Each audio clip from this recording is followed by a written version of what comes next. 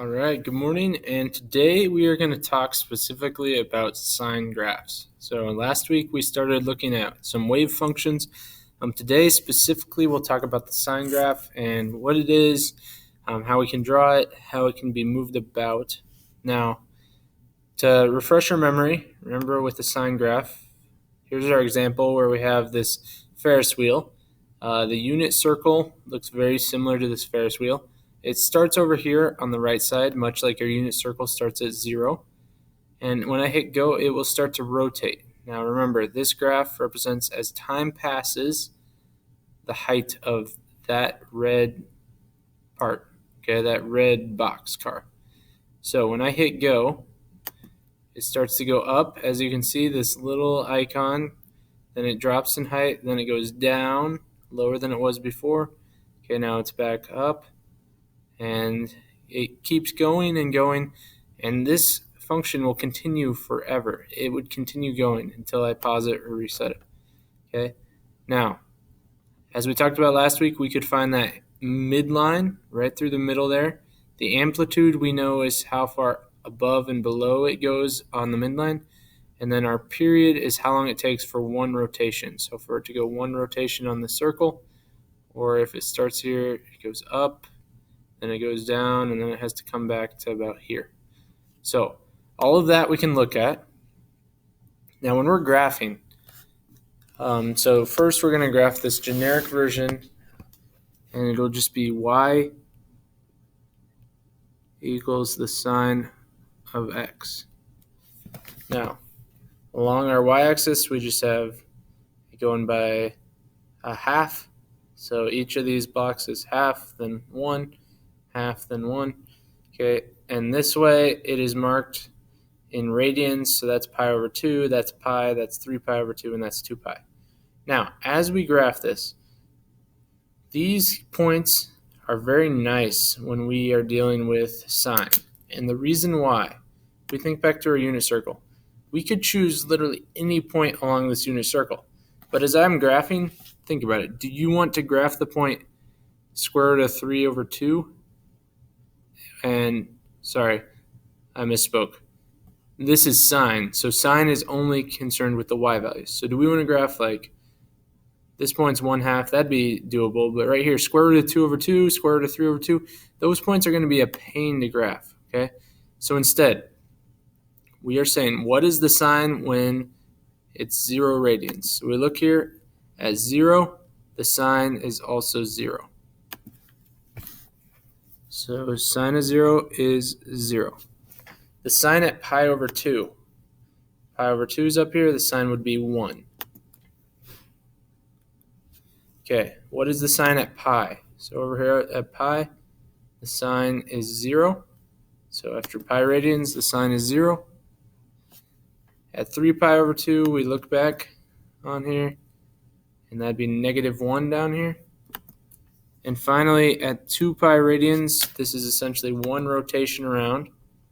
So if we go around one time, it ends up here at 2 pi. That is also 0 again. So if we wanted to, we could keep going and going. This graph would keep going forever. And we could go around the circle as many times as we wanted. But that will take a long time. And since it's a cyclical function in nature, it's a wave function, it continues repeating the same pattern again and again. So these points are useful now. And once again, we could have plotted any points on there. If I wanted to, I could do the sine at 3 pi over 4 would be square root of 2 over 2. But square root of 2 over 2, that's going to be hard to graph, okay?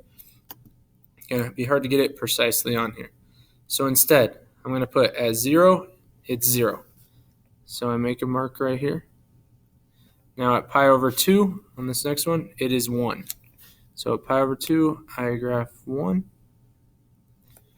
Now at pi, it's going to be 0. So it comes back to 0. At 3 pi over 2, it's at -1. And then at 2 pi, it's at 0.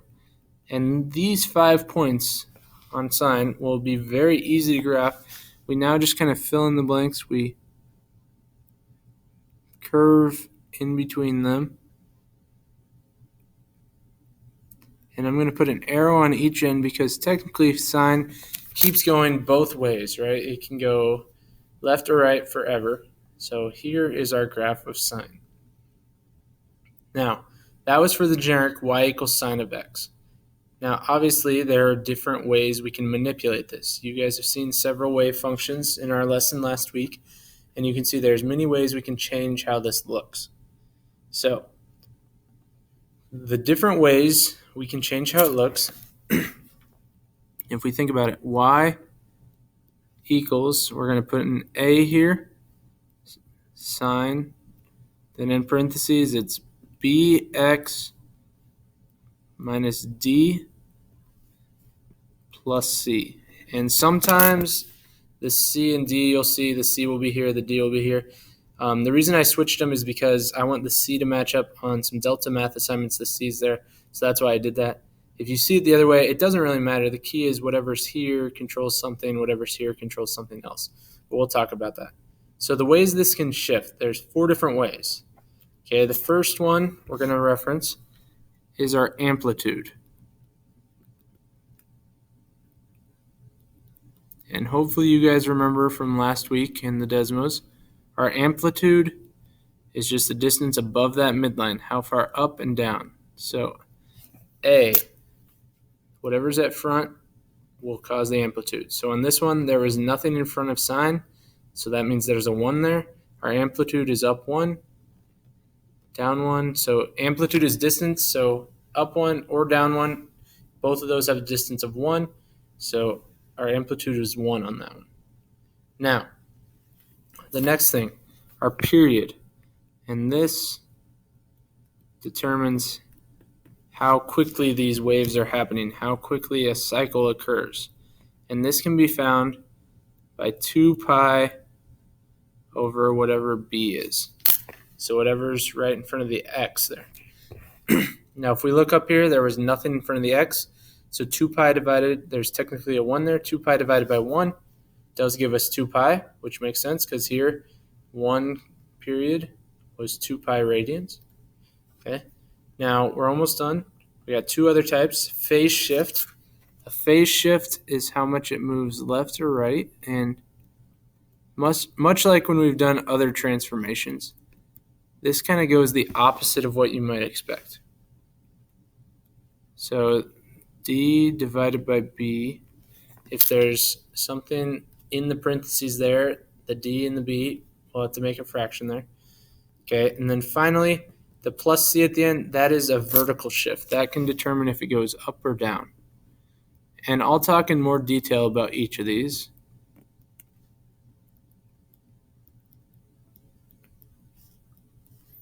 Now, as we do this, we will still always follow a pattern, the 0, 1, 0, negative 1, 0. This pattern will exist throughout. However, it will be manipulated by each of these shifts to cause kind of it to be a little different. So, our first one, amplitude. If we are asked to, or if the amplitude changes, or what is the amplitude? So it's essentially how tall the graph is. Okay?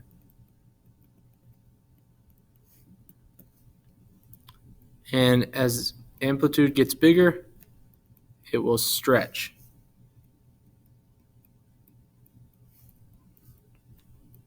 So it stretches it as the amplitude gets bigger, our graph gets stretched. Now, as we're solving this, I recommend we do a couple things. First, let's identify our amplitude. So amplitude, remember we said, is whatever's in front of sine. So A is in front of sine, so in our case here, there's an amplitude of 3. That means it'll be 3 above the midline and 3 below the midline, where the max and min occur. Now, we also want to find our period. Our period, is always 2 pi divided by b. B is whatever's in front of the x. In our case, there's a 1 there. So 2 pi divided by 1, which hopefully you know is just 2 pi. And we'll need that in just a little bit. And we look, is there a phase shift? So PS, and I'm going to put a dash because there's not one. Is there a vertical shift? VS, I'm putting a dash because there isn't one. Now, to graph this line, we can start, we'll always draw our y-axis and our x-axis. Okay. Now, our amplitude is 3. The midline is going to be right here as 0, but we know it goes 3 up and 3 down. So I got to go 1, 2, 3 up, 1, 2, 3 down. And I'm going to go ahead and label these. Now, what we need to do next, always take your period, and if you notice up here, we have 5 spots that we cared about. Okay, at 0, at pi over 2, at pi, at 3 pi over 2, and 2 pi. Now, if you think about it, when we're like running a race, I don't know if any of you have ever run track, but you know the mile is 4 laps long. This is kind of along those lines. This first spot, sine of 0, that's the starting point. So that does not count as a lap, but you're at that spot on the lap. Okay, and that's the starting point. Then you got to get around once, and you got to get around twice, 3 times, 4 times, okay? And then you've got a mile. So if we think about it, whatever that is, we always need to divide whatever the total is by 4. So we're going to need to make 4 marks. It's always going to have a starting point and then 4 more marks. So 2 pi divided by 4, I'll do this over to the side, 2 pi divided by 4, that's going to equal pi over 2. That is how far each of these marks is from. Now, this first one, pi over 2.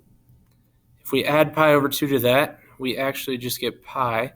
This pi over 2 plus pi over 2 would be 2 pi over 2, which is just pi. Add it again, we'll get 3 pi over 2. And the final one would be 4 pi over 2, which is 2 pi. Now, before we followed this pattern with sine, 0, 1, 0, negative 1, 0. We're still going to start at 0. Let me graph this in blue. However, now instead of going up to 1, the amplitude is 3. So we multiply by the amplitude. It's got to go all the way up to 3. Okay, then pi is going to occur at 0 again. 3 pi over 2 would be at negative 3. And 2 pi is there at 0 again. So when we draw that in,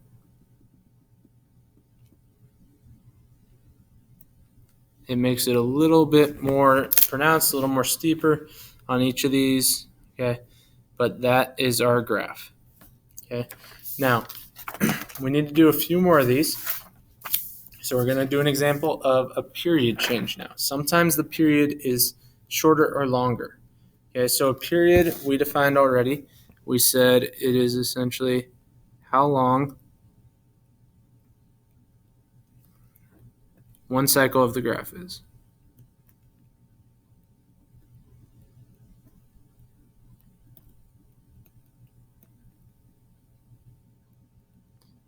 And the way we can represent that, the period is always 2 pi divided by whatever that b is. And in our case, the b is whatever right in front of the x. So that is b. So if we look here, the amplitude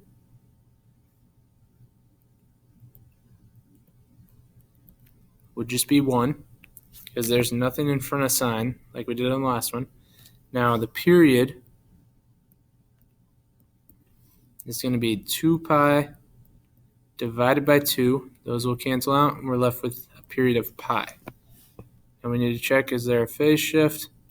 In our case, there's nothing on with this x, nothing tacked on, so there won't be a phase shift. There also won't be a vertical shift. Okay, so we can continue with this. Now, we need to draw, once again, we draw our y-axis, our x-axis. Now, if there's no vertical shift, that means your midline is the x-axis. In this case, the amplitude is 1, so we need to go 1 up, 1 down. Now, once again, we take whatever the period is. So pi, we always divide that by 4.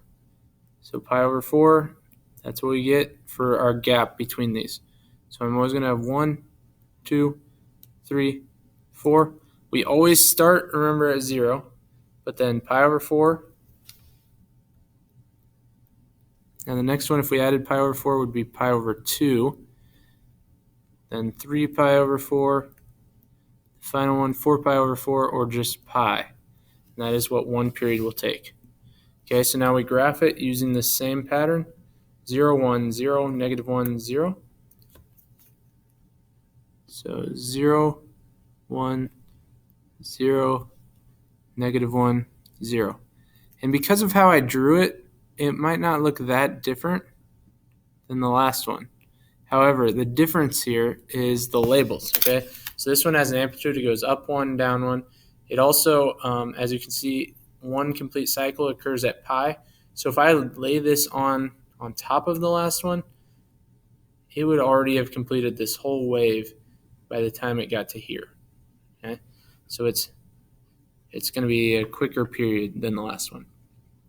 So we got two more. We want to do the phase shift and also the vertical shift. So a phase shift. This basically is just moving the graph right or left.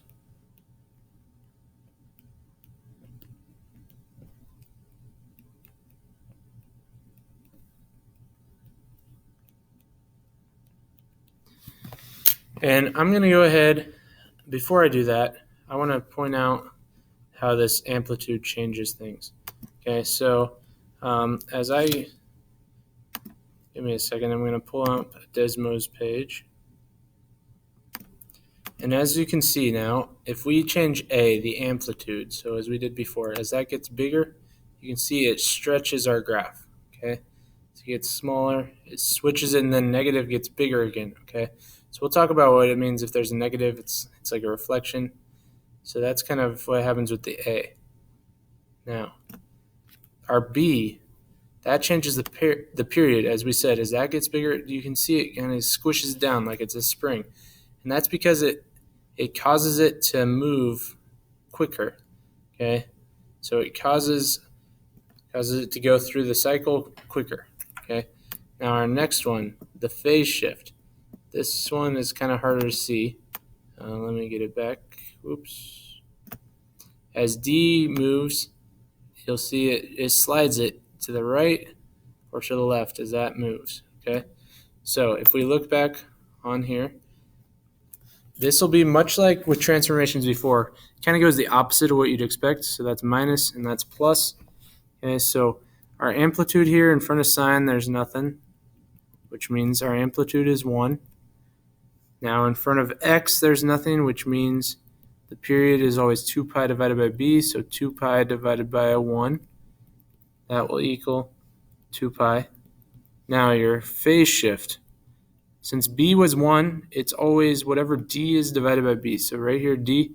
So that phase shift, since it's negative pi, that tells us to go right pi radians. Okay, and now your vertical shift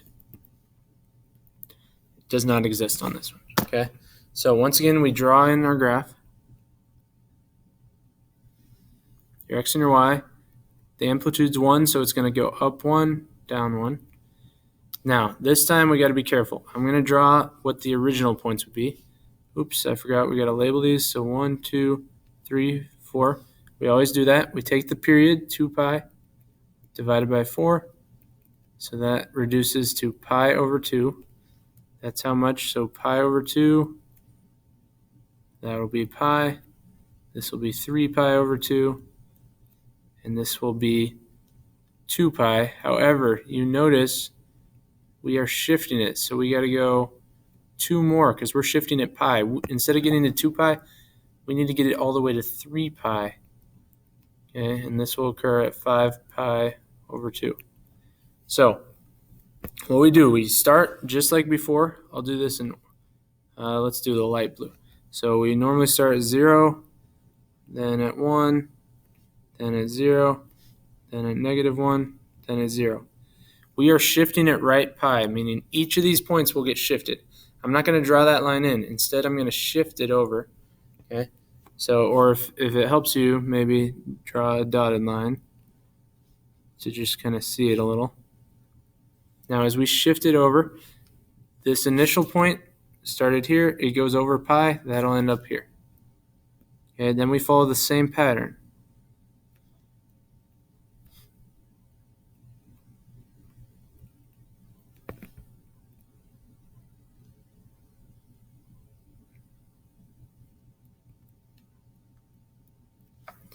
All right, so I'm almost done. I know this is taking a little longer than normal on the videos. There won't be a homework assignment today, so just finish out the video. We've got one more type of shift, a vertical shift. Okay, now thinking back to this last one we just did when it shifts over, as you can see, as I move that d value, it shifts it left or right, but it keeps going forever in each direction, so it still is occurring each way. Now the final one, that c, as I move that up and down, do you see how the line goes up or it goes down? This is simply moving where is the midline. So when I have it at 0, when c is 0, the midline's right here is 0, okay, on the x-axis. As I move it up, it shifts up. So this is the final one. Oops. So if we look here, a vertical shift is going to be when we move the graph up or down.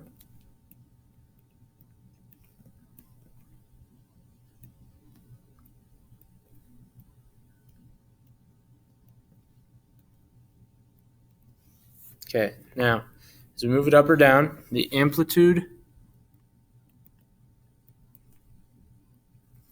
is 1 because there's nothing in front of that. The period is 2 pi over 1 because there's nothing in front of the x. Okay, there's no b term. Now our phase shift does not occur. It doesn't move left or right because there's nothing in parentheses like on the last one. There were parentheses around it. Now the final thing, a +2 at the end. That means our vertical shift +2, or it's going to go up 2. Okay, so if we think about it, we always start the same. Remember our period, we take that divided by 4. So 2 pi divided by 4. Each of our intervals this time will still be pi over 2. Okay, now I need to draw in my x-axis. This time it would normally start at 0, but it shifts up 2. So the center line, 1, 2. Okay, it's up to you if you draw this in or not. Some of you might find it helpful though. That's where my midline is. So since the amplitude is 1, we know it will have to go 1 above that up to 3. It will also go 1 below that to 1. Okay, now once again, 1, 2, 3, 4 marks. We're going to have pi over 2, pi, 3 pi over 2, and then 2 pi. So as it moves, once again, we follow the same pattern. I'm going to do this in blue. So we start here at 0, and it goes up 1, then back to 0, then down 1, and then back up to 0. Okay, and it graphs. Now on this time when I say up to 0 and up 1 and down 1, what I mean is with respect to that midline. Okay, so it's up 1 from there, it's down 1 from there, or it's on the midline. So hope you guys understood some of this. If not, come in tomorrow ready to learn, ask questions. Let me know if you need anything, and I will see you guys tomorrow.